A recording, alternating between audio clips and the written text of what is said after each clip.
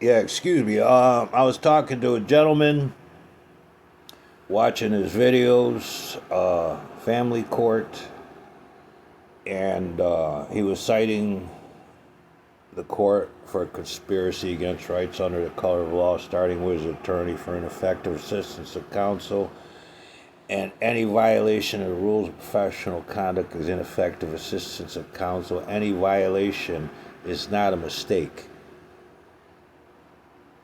It's knowingly, willingly, wantingly violating the rules. Nobody makes a mistake when it comes to violating the rules of professional conduct. In any violation, it's mandatory to report that misconduct by the opposing party and the judge, as well as themselves.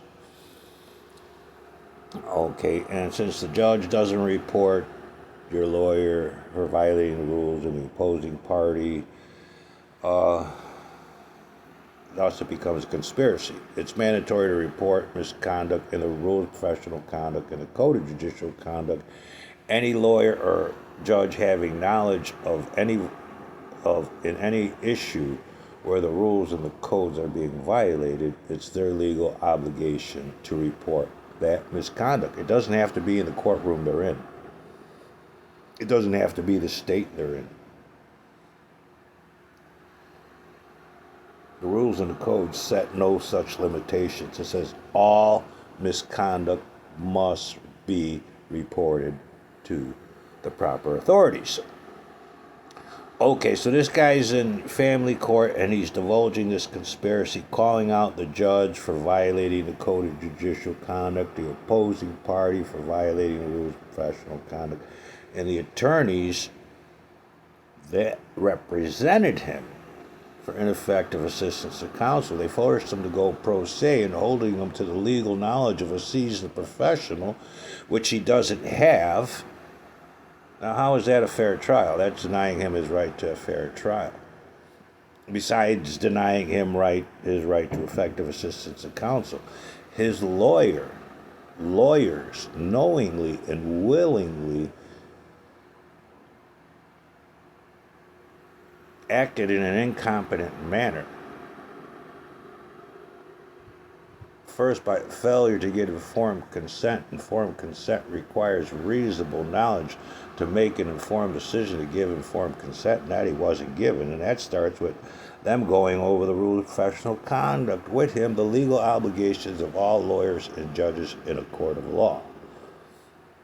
Okay, so he has some spectators, and the judge decided that they didn't want anybody listening in on all the laws that are being broken in that court of law. And they tried explaining the law to him. See, this is the way we do it, which is violation of the letter of the law. I don't think he mentioned the penalties for violating the letter of the law, but they are stiff, stern. Fines include penalties, removal from public service, and incarceration. Okay, that they also violated the oath. All of them violated the oath of public service, and the oath as they took as a judge, and the oath they took as lawyers. Okay, so that's a lot of laws they're breaking. Okay, so he's bringing this up. So the judge decided it was on Zoom and limited who could be in on Zoom. Now it says here. Well, let's go over it. The right to a public trial is fundamental guaranteed in the Sixth Amendment of the U.S. Constitution, ensuring criminal trials are open to the public. The openness is crucial for fairness, transparency, and discouraging misconduct. But it can be limited to rare cases when a judge finds an overriding reason, such as a risk or harm to witnesses, intimidation, or can achieve a goal of less restrictive measures. What the right to a public trial ensures: transparency. It allows public to observe the legal process, ensuring a public demonstration of fairness. Fairness and accurate, open trials help ensure the guilt of innocence and adjudicated fairly and accurately. Accountability. It serves as a check on the potential for perjury and protects against secret bias or impartiality from judges or other participants. Public education. It educates the public about the workings of the criminal justice system. Constitutional guarantee. The Sixth Amendment explicitly states that the accused shall enjoy the right to a speedy and public trial. Okay, and there are limits to a speedy trial as well. A very, I guess from state to state, but here in the state of Illinois, it's 90 days. If you don't go to trial in 90 days, then the case gets kicked out. Boom. It's over. Okay, and right now I've been watching a lot of these YouTube videos and videos on TikTok and everywhere I can find where immigration court, the courts are closed. And this gentleman, I was watching a video, he was complaining about the court reporter not keeping an accurate record of what's being said in court. But that's pretty much the history of the court reporters. I don't know why they do that, limit what they put on the record, but I've witnessed it many times. When and how trial might, so that's why I always wanted and pushed for cameras in the court, try to get people to go with me, try to get them to understand what I was saying, starting with the rules and the codes. But most people I've talked to, why do I got to know that? If they know that's their job, why aren't they doing it? That's not my answer. That's not for me to answer. It's for the judges and the lawyers to answer. Why aren't you living up to the oath you took, abiding by the rules and the codes, the due process thing? This is what gives us a fair trial. This is what gives us effective assistance of counsel. And effective assistance of counsel described in the Rule of Professional Conduct and the Code of Judicial Conduct and are the legal obligations of all lawyers and judges throughout the United States and its territories. Judicial limitations. While the right is strong, judges can limit access under very specific and compelling circumstances. People always compel them to keep it in layman's terms. It's in the public interest. I mean, if they want to speak a foreign language, tell them this is America. English only. And the English that you can understand. Okay, I mean, if you're really down with the English only thing, tell your judges and your lawyers that stop using those high-tech technical terms that you need to go a law degree to understand. How is that fair?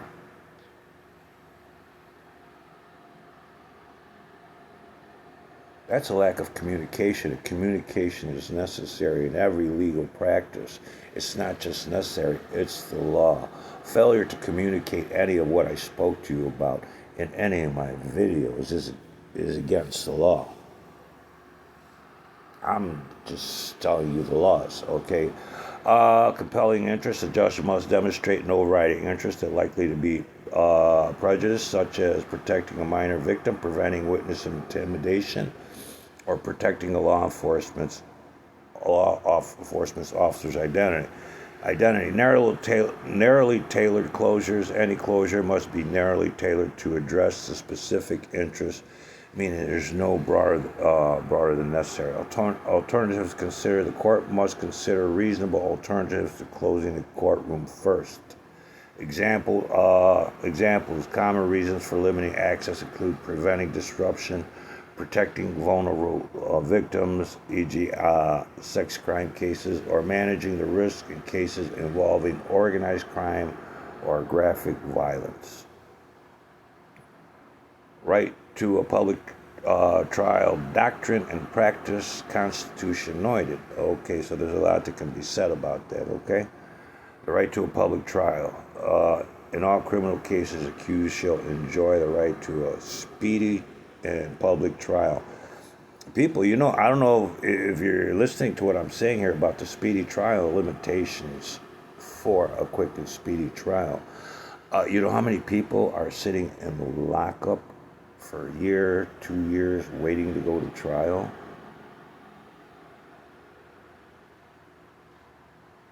I mean, were they given informed consent? Were they notified they have a right to quick and speedy trial. And if those obligations aren't fulfilled, that's a get out of jail free card. You could use that for people in prison. I've met people in prison that took a couple years to go to trial, and when they finally did, they wound up in prison, and I questioned them about that. I said, there are limitations. A lot of people I met, their cases exceeded the limitations on the quick and speedy trial. They were sitting in county jail for about 2 years waiting to go to trial, and they wound up taking a plea deal, a cop-out, because a public defender said, hey, the state's attorney says if you take this plea, you could spend the next 6 months here in county jail and we'll let you go. It's more of attrition. That's basically telling you don't have a case. But it's a consistency in the courts. The lack of a quick and speedy trial.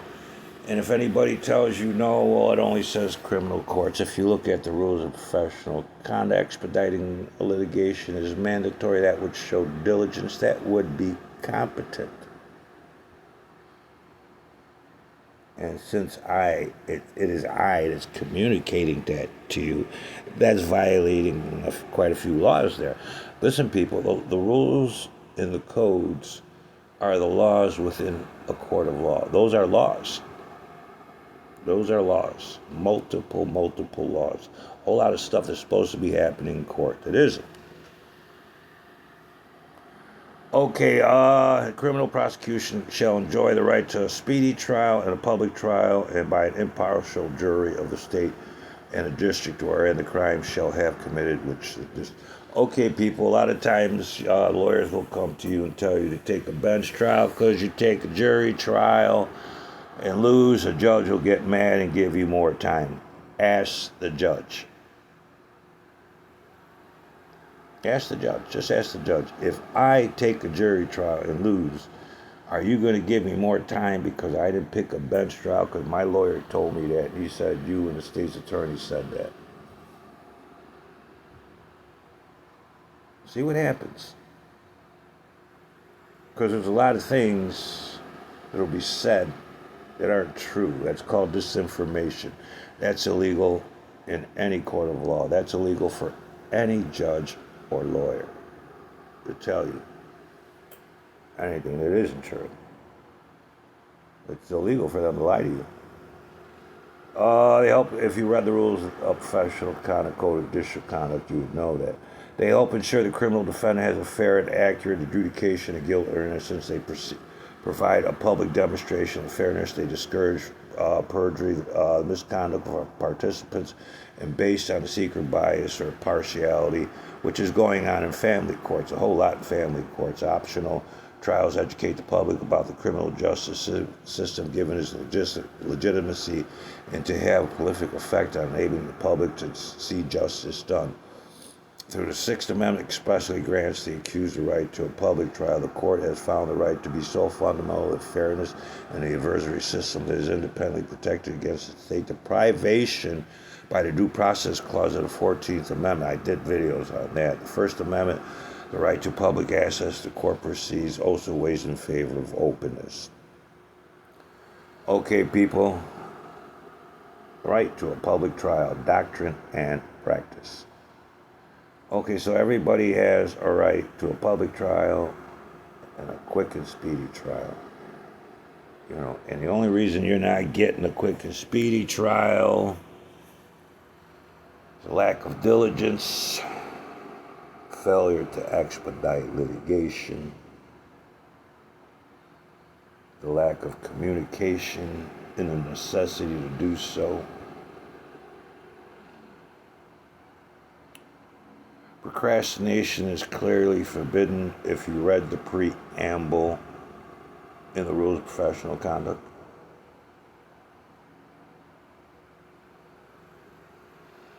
But it happens all the time. Bringing fraudulent and frivolous crimes into a court of law. Let me go over here.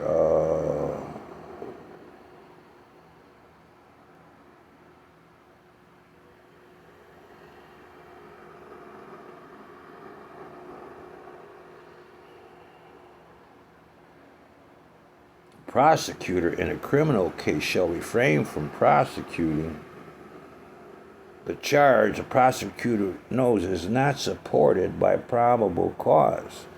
You ever see that judge in Texas who keeps throwing out cases because there's no probable cause? Walking while black, driving while black, getting arrested for denying people expressing themselves, the freedom of speech thing, and the judge is always citing for no probable cause. And you know how many times I nearly got arrested? I got cited for contempt of court without saying a word because I taught people the rules and the codes and to bring them with you and highlight everything and bring them up with the judge in the court so everything plays out by the book. So that way you get that due process thing, that fair trial. You get effective assistance of counsel. And when they bring it up, the judge would get mad and threaten, and look dead at me too, threaten me with contempt of court without saying it. But, the handicap thing, age thing, stopped me from going. Otherwise, I'd still be going, teaching people. But since then, I've learned, I bought a computer, learned to use the net, etc. And now I'm sharing what I learned years ago. Okay, refraining from prosecutor charge, prosecutor knows is not supported by probable cause, make reasonable efforts to ensure that the accused has been advised of the right to and procedure for obtaining counsel, has been given reasonable opportunity to obtain counsel, not to seek or obtain from unrepresented accused a waiver of important pretrial rights such as the right to a preliminary hearing. I got arrested a few times, and when I asked for a lawyer, guess who they send in? The state's attorney. And then they get mad because I question them. Are you here to represent me? Are you the public defender? Or are you the state's attorney? And then I used to be able to remember these pretty good. Make timely disclosure to the defense of all evidence or information known to the prosecutor that tends to negate the guilt of the accused or mitigate the offense, and or in connection with sentencing, disclose to the defense and the tribunal all unprivileged mitigating information known to the prosecutor except when the prosecutor is relieved from the responsibility by protective order of the tribunal. Now, see, this is where a lot of people are getting out, is, on these wrongful convictions, because the prosecutor didn't make timely disclosure to the defense of all evidence or information known to the prosecutor. I personally been I've been helping people I've got a guy out of prison on a late notice of appeal. Going over stating a conspiracy against rights under the color of law. I didn't have evidence, nothing. All I had was the case number and his name and the law. I threw in a whole bunch of laws that didn't happen, that was supposed to happen, and it started with his attorney being effective assistance to counsel, and he wasn't. Deliberately violated every rule afforded to his client, and I just stated all that. I quoted the preamble, I quoted the rules, threw in a couple quotes from the scope, cited, they took it out, the informed consent clause. It was right between the rules and the scope, and it used to say in the beginning, and when I first read it in '79, at the top of the preamble, opening statement was that any violations of the rules of professional conduct is ineffective assistance to counsel. Effective assistance to counsel is guaranteed in the Sixth Amendment of the U.S. Constitution. So that's what made it easy for me. Okay, not subpoena a lawyer. Okay, let's go down. I've been trying to, and I've been to the public or the prosecutor's office and they chased me out, and I nearly got arrested. I tried in the 80s, a couple times in the 90s, and they told me they don't work for me. They work for the government, and that's not their job. But I went there. It says, when a prosecutor knows of new, credible, and material evidence creating a reasonable likelihood that the convicted offender did not commit an offense of which the defendant was convicted, the prosecutor shall promptly disclose that evidence to an appropriate court or authority, and if the conviction was obtained in the prosecutor's jurisdiction, promptly disclose that evidence to the defendant unless the court authorizes delay, and undertake further investigation, make reasonable efforts to cause an investigation to determine whether the defendant was convicted of an offense the defendant did not commit. When a prosecutor knows of clear and convincing evidence establishing the defendant in the prosecutor's jurisdiction was convicted of an offense the defendant did not commit, the prosecutor shall seek to remedy the conviction. And since I started legal reform, people have questioned me if I could tell them where to get a good attorney. That I couldn't. I said, well, how do you find one? I said, well, I found one once. And he openly and willingly discussed the rules of professional conduct with me, as well as the code of judicial conduct. That was in the late 80s. And I had a plan. But he was the only lawyer that ever discussed them with me. No judge will discuss the codes with you or the rules. No lawyer will discuss the rules or the codes with you. Their legal obligations to you in court of law, to the public in general.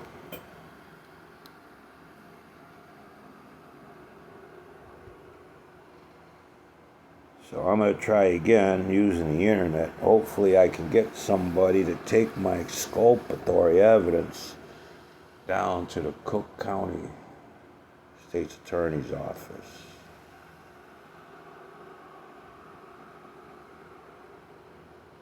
And have them exonerate me. I have the exculpatory evidence. Not only that, but I have the law. I don't know anybody. The only one that ever offered to go with me was my dad. And he was too old, and there's no way I wanted him to go through what I went through when I tried to say that in court. It's like I needed a crowd there with me. I needed exposure. I needed people to understand what I was saying, what I was doing.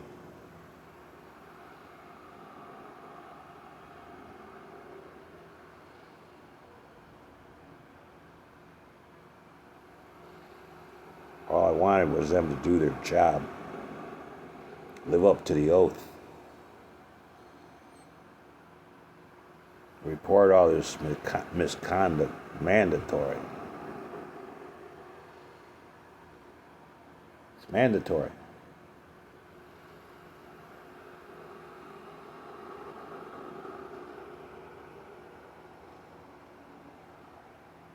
Okay, but no matter the rules, the codes, you go through it, and you'll find out that isn't happening.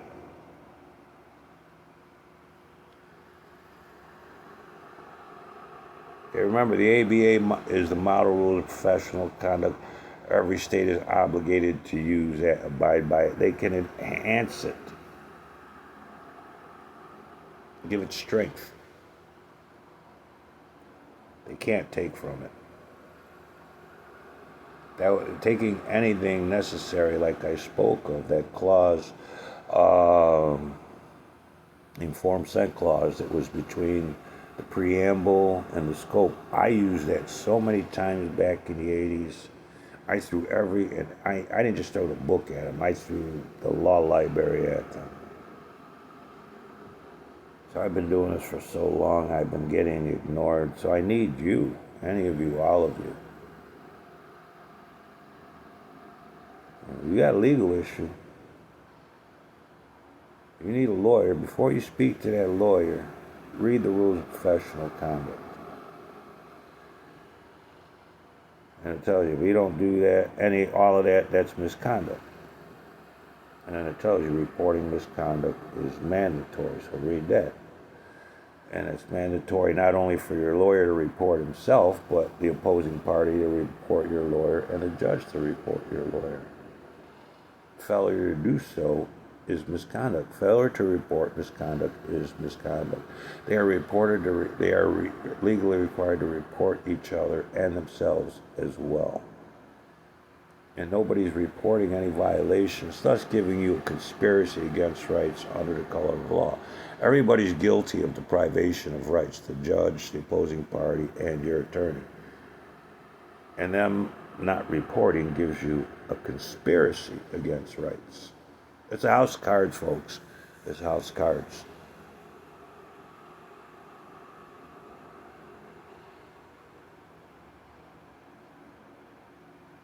Told you about podcasting. I don't do podcasting. I just read you the rules. Okay.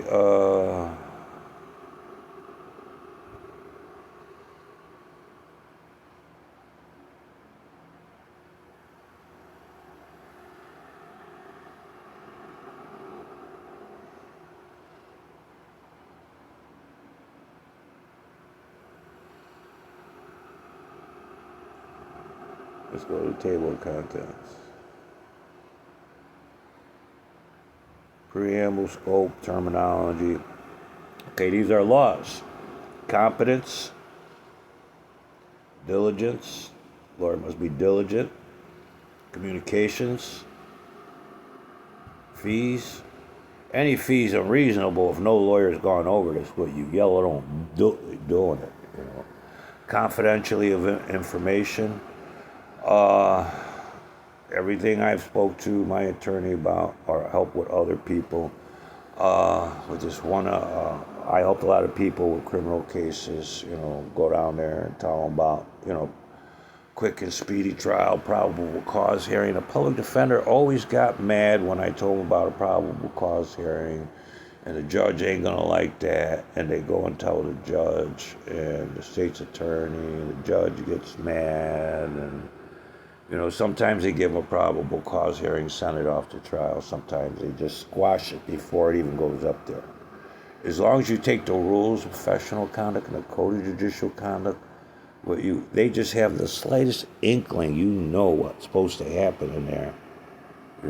They'll capitulate. They'll back out quick, fast, and in a hurry. Okay, so as long as you are legally entitled to a probable cause hearing. And if they don't want to do that, okay, let's go with a quick and speedy trial. You got 90 days for that. And if we don't go to trial in 90 days, this case gets dismissed. You have no probable cause. They rarely have probable cause.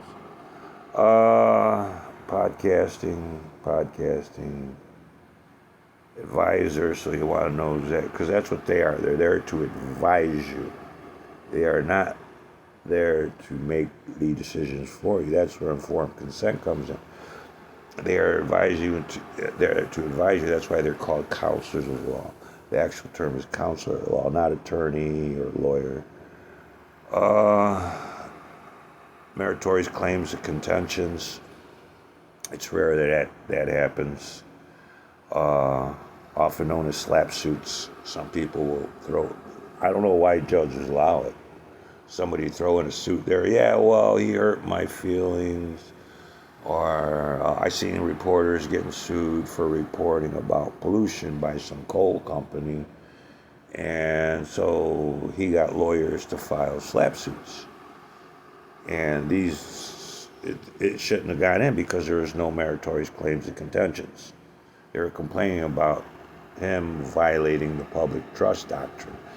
If you ever read the public trust doctrine, that's law. There's the government is responsible making sure you have clean water, air, good health care, good education system.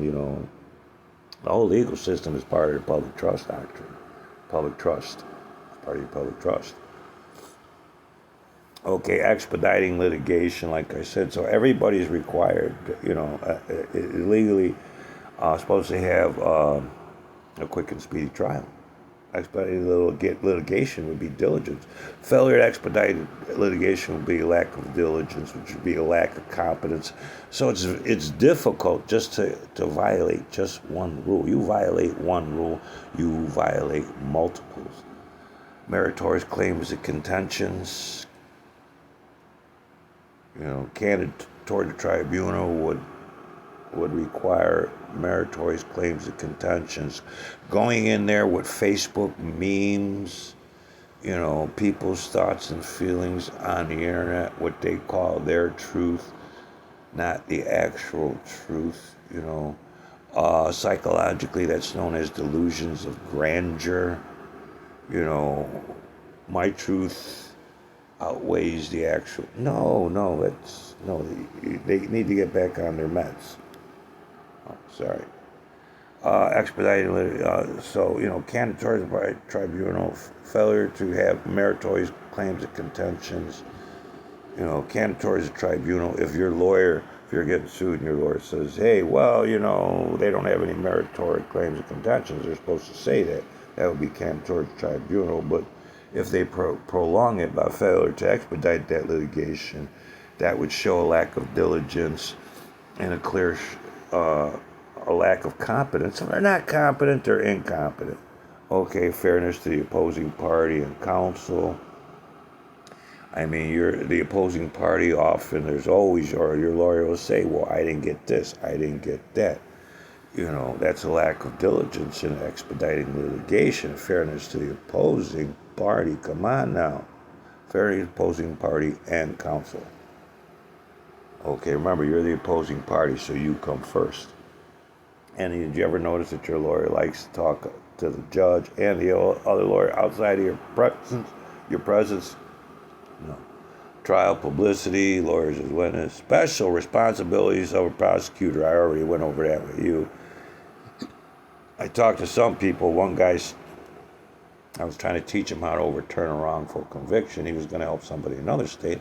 I said, okay, but I wanted him to take this exculpatory evidence to the state's attorney's office and say, hey, exonerate this guy. He gave me this, exculpatory evidence, the rules of professional conduct.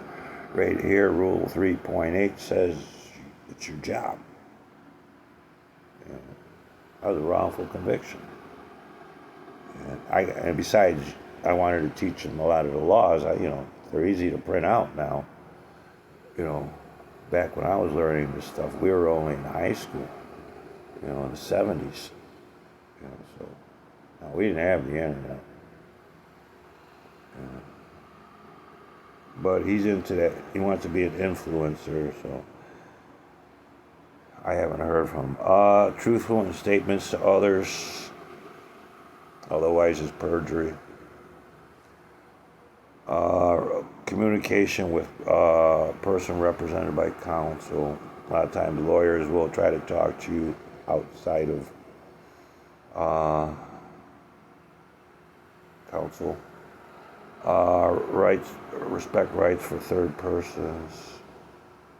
Responsibility, partners, managers, and supervisory lawyers.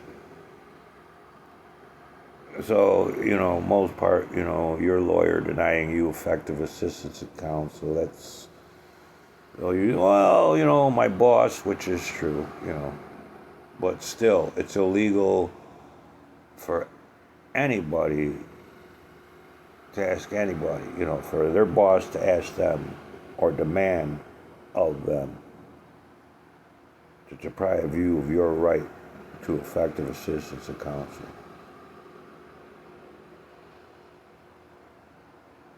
Nobody in public service, remember, all lawyers are public servants. Nobody in public service, no matter how high up they go, ask their subordinates to defy the oath and deprive anybody their right. Any right. Not just their right to effective assistance of counsel, because once you're denied your right to effective assistance of counsel, you had no shot at a fair trial, so you were denied that. So it just shows due process didn't exist. Okay,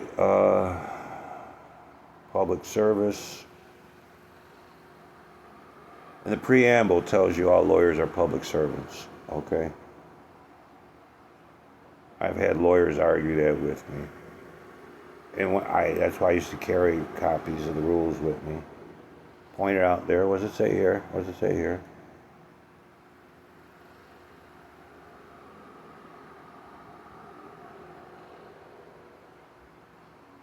Maintaining the integrity of the profession. Yeah, that would start by living up to the oath and abiding by, enforcing, and reporting any violations in the rules or the codes. That would be a great help. That's in the public interest. All right. Oh yeah, misconduct. See.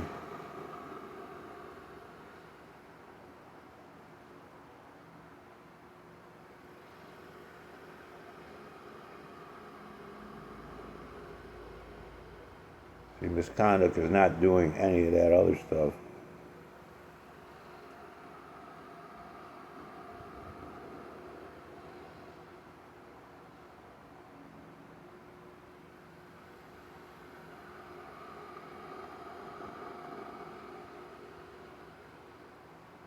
Or it says they better not take it out. Reporting misconduct is mandatory.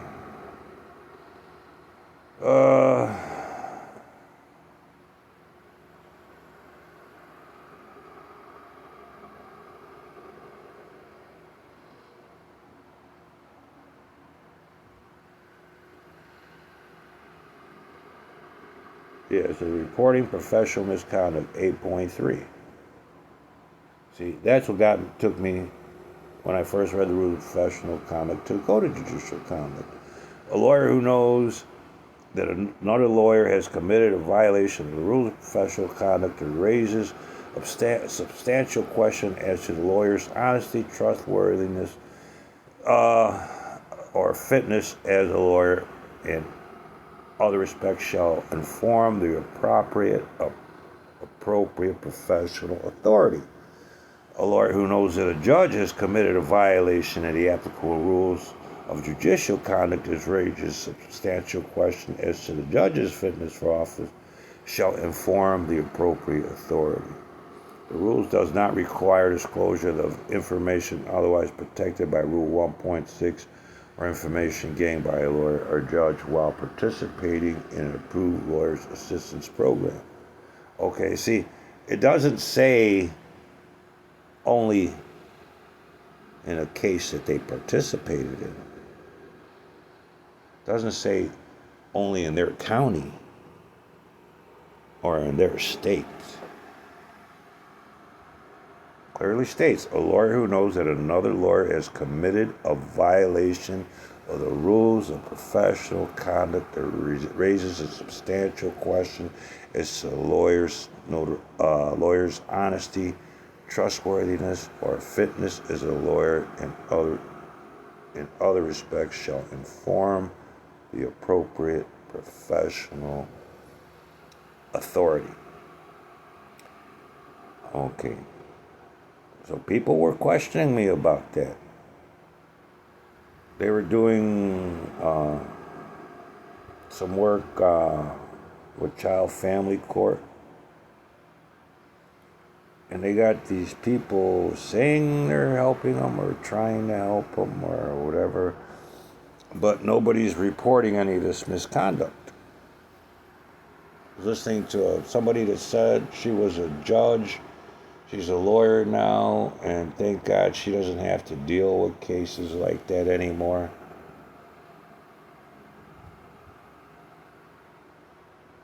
So she's literally listening to these people complaining about all this misconduct, is aware of this misconduct. Reporting misconduct is mandatory. Failure to report misconduct is misconduct. Okay, people, lawyers and judges don't have to be involved in the case personally.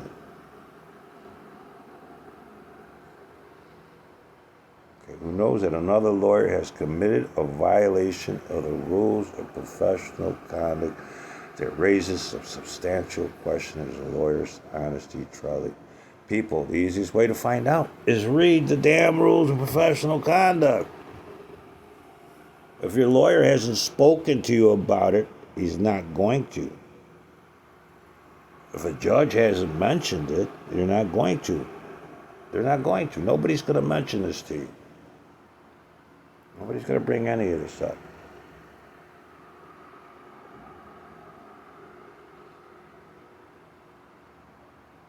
Maintaining the integrity of the profession.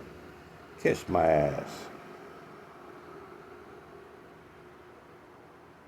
Reporting professional misconduct. Nobody's doing it. There is no integrity. It's unethical. Don't forget to look up where to file for ethics violations as well, okay? Just put ethics violations. Penalties for ethics violations. There's a lot you can learn. A lot I've been trying to get you to teach yourself. Some people say I'm a good teacher, but that's only because I get people to read, and I don't get a whole lot of people to read. My dad used to say people are like horses, which is frightfully true. I don't know if you're familiar with the old saying that you can lead a horse to water, but you can't make him drink. The same went with books and literature I had, and people would think I was nuts, and it's right here. It's the law. The only one that ever sat down and read stuff that I used to talk about was my dad. He used to like to read everything I came up with.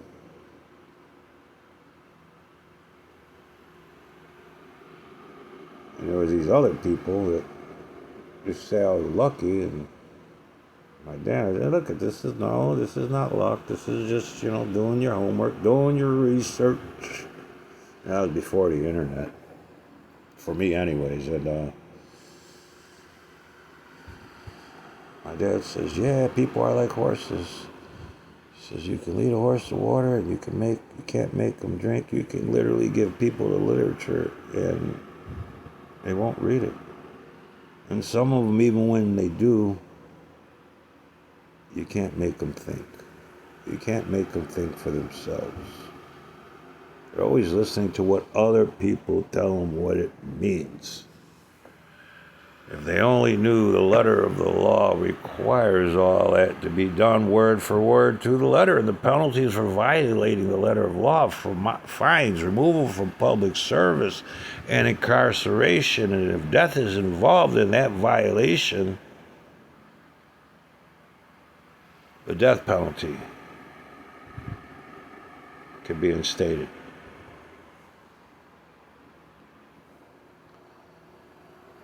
All right, people, nothing but love for you, all right? I forgot where I started this. But remember, reporting misconduct is mandatory, and anybody that has any knowledge, they could see it on TV. I watch court TV a lot. You should hear, I don't cuss, but that's why I watch it alone, because I cuss a lot when I watch that.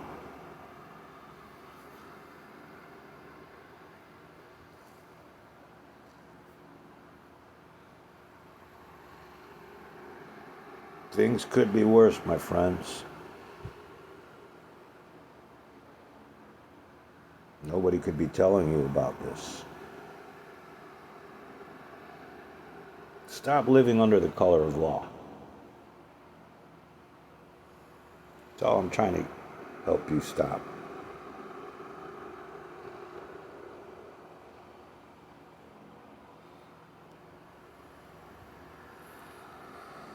Okay. Under the color of law refers to the misuses of power by individual acting with authority of the government, which is a federal crime under 18 U.S.C. 42. The legal term describes acts committed by government officials as those acting with them that deprive someone of their constitutional or federal rights, such as using excessive force or conducting unlawful searches. The phrase can also refer to government policies that institutionalize discrimination, explored in Richard Robinson's book, The Color of Law. Color of Law, Civil Rights Violations. Definition: the abuse of power that appears to be legal because a person is an official of the state, even in their actions are against the law. Who applies to police officers, judges, prosecutors, and other government officials acting under their official authority. And it can also apply to citizens who are acting in concert with these officials.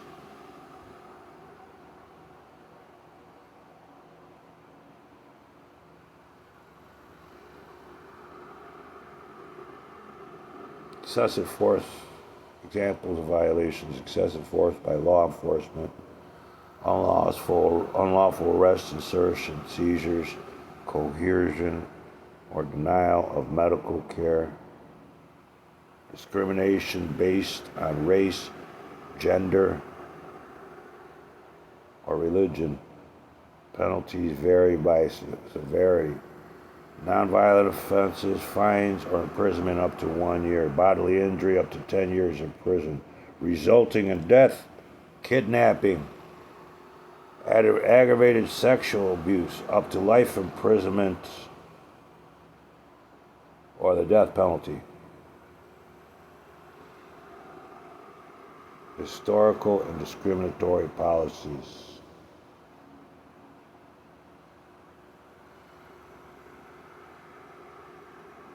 Definition: in broader context, the term can describe government policies that created and maintained segregation.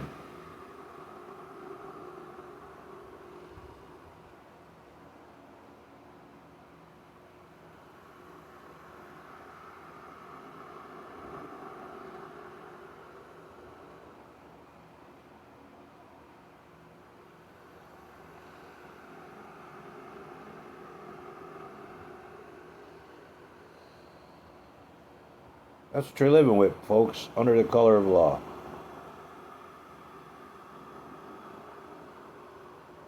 Deprivation of rights has always been a thing. They're going really hog wild on it with this administration. Deprivation of rights. Operating under the color of law.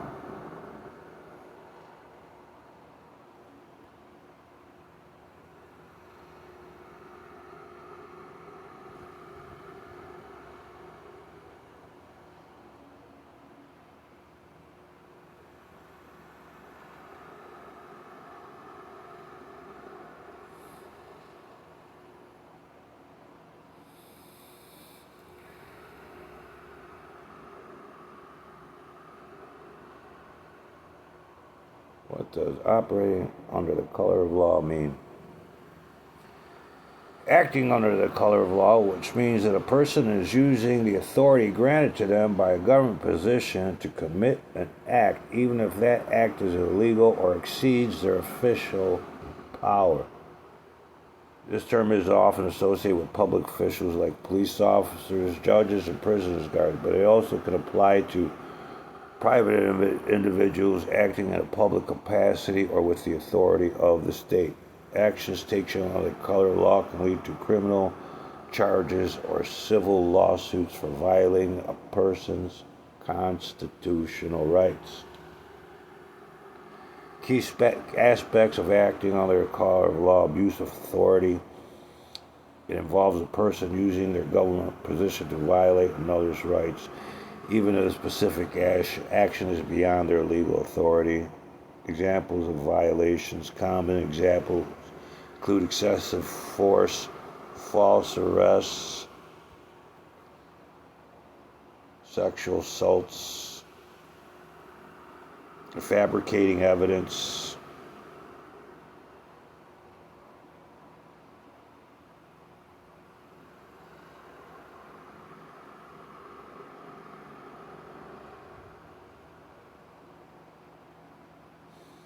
is a key concept of civil rights case, particularly Section 1983 of the U.S. Code, which allows individuals to sue for damages when their constitutional rights have been violated by state action.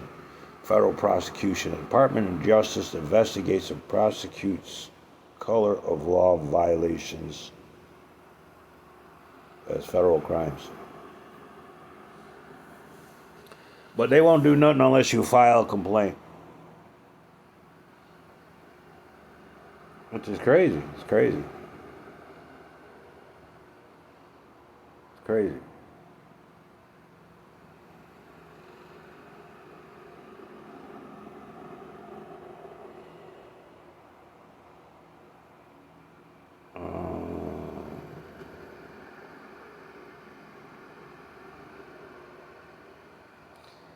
Okay.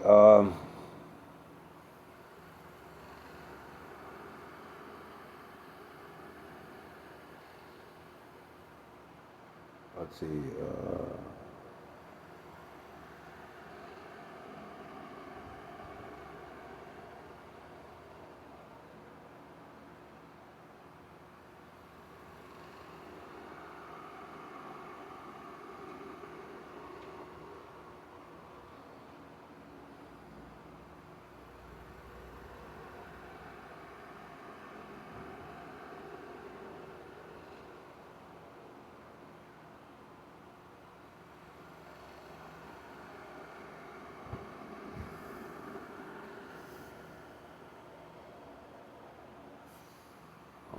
Okay.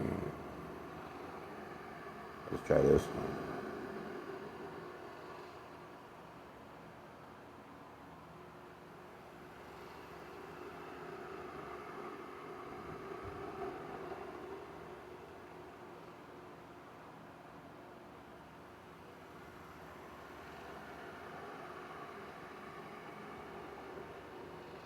Okay, acting under the law, complaint form.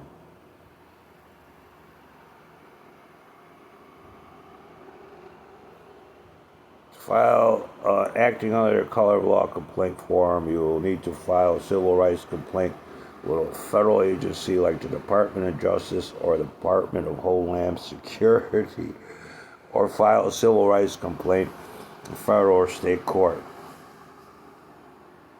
For a court complaint, you need to file a form like one provided in the United States courts. Federal agency complaint, you can also use an online portal or a fillable PDF form, such as those on the U.S. Department of Justice or Homeland Security websites. How to file a complaint with a federal agency. Department of Justice, Civil Rights.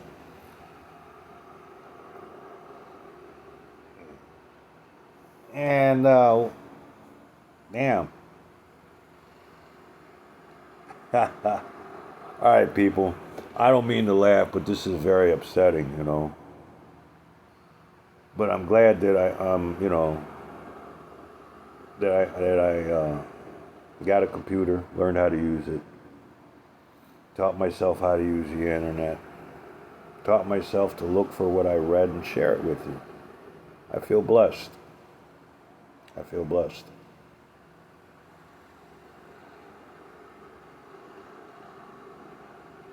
The difference between me and your public servants, we have this in our heads. But with me, I have this in my heart.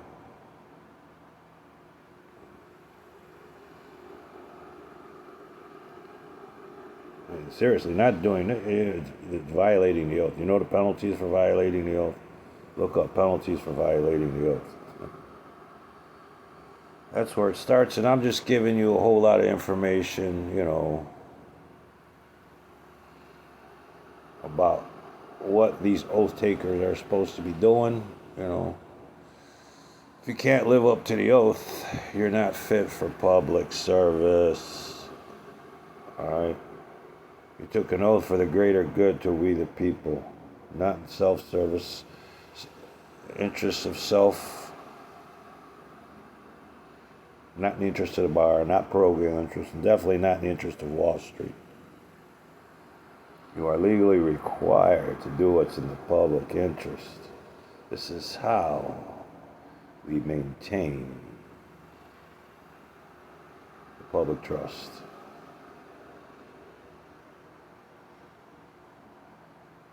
All right, people. I need your help. You want to stop living under the color of law? Use the law. Do some videos of what you're doing, what you're talking about.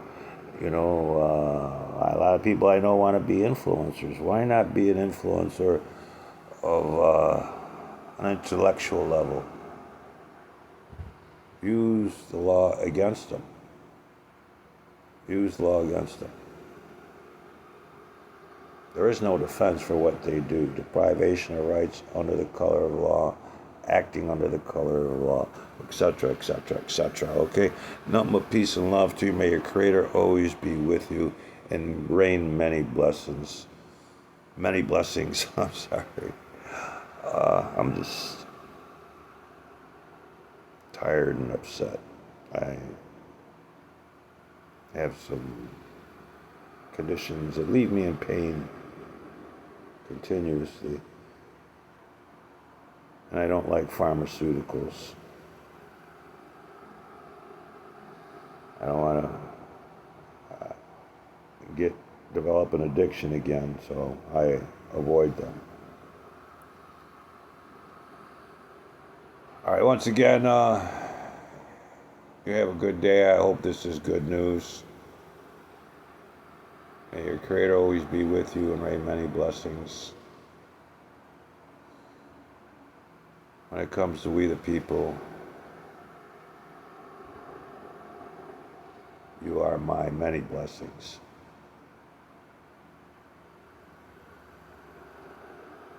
My allegiance always has been and always will be to you. You have my every loyalty. Good night.